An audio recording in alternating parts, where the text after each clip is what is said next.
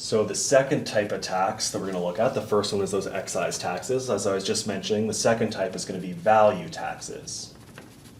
These are sometimes called, so I'm going to say, also known as ad valorem taxes.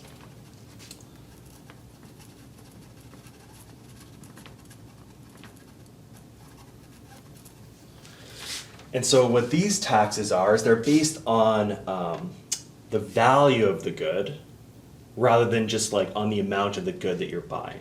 So this is a tax on value of the good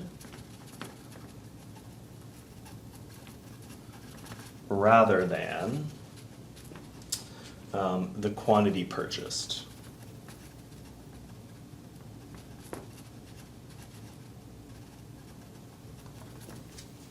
So an example of this would be like a sales tax. So you're paying 13% sales tax, and so the amount of that tax, the amount you pay, is based on the value of the goods that you're purchasing.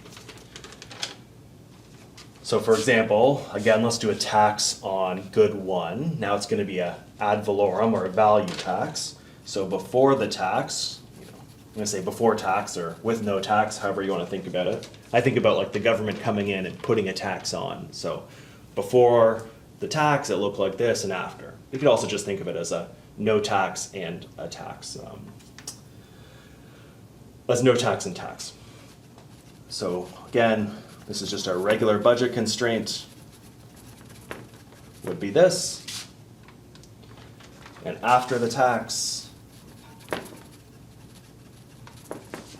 let's say the value tax is tau. This means that our new budget line looks like this. Oops, equals m.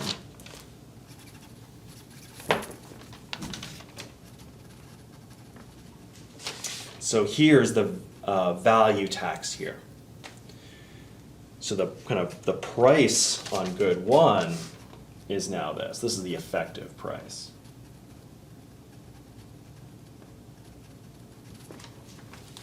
So notice that this is slightly different than the excise taxes, right? And that's because it's based on the value. So we're taking P1 just times 1 is just P1, but we're also paying P1 times tau in taxes, where tau is like, the 13% HST or something like that. Okay, so again, this is going to have the kind of same effect, right? It's causing the effective price of good one to increase, which is going to rotate it in. So it has the same kind of effect as in terms graphically as we just did. So I won't put that, I won't draw it out. So the next kind of couple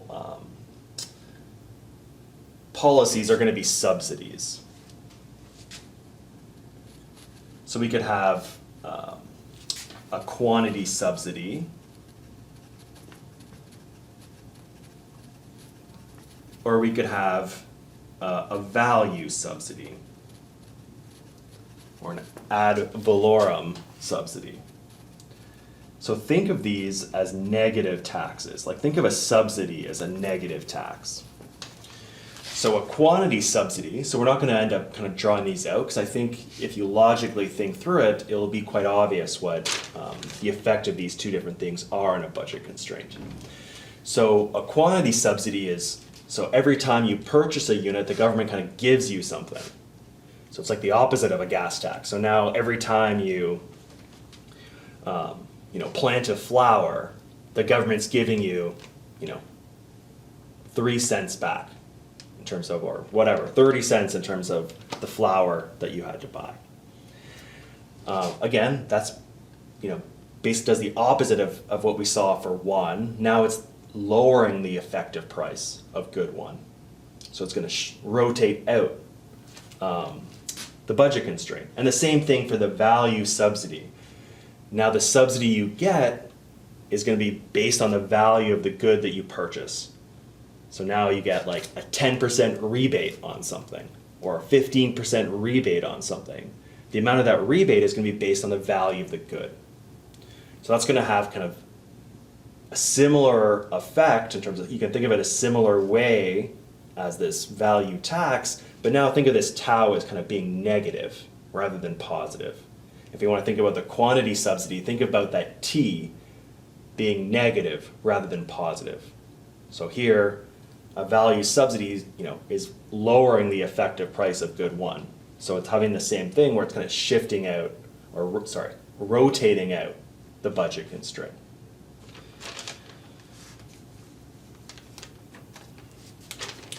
Okay, so those are the 4 different types of kind of taxes and subsidies we're going to talk about. You can complicate this by combining different, subsidy on one good and tax on the other, which, really kind of plays with the budget constraint a bit more.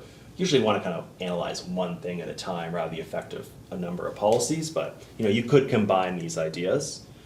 Now let's quickly talk about rationing.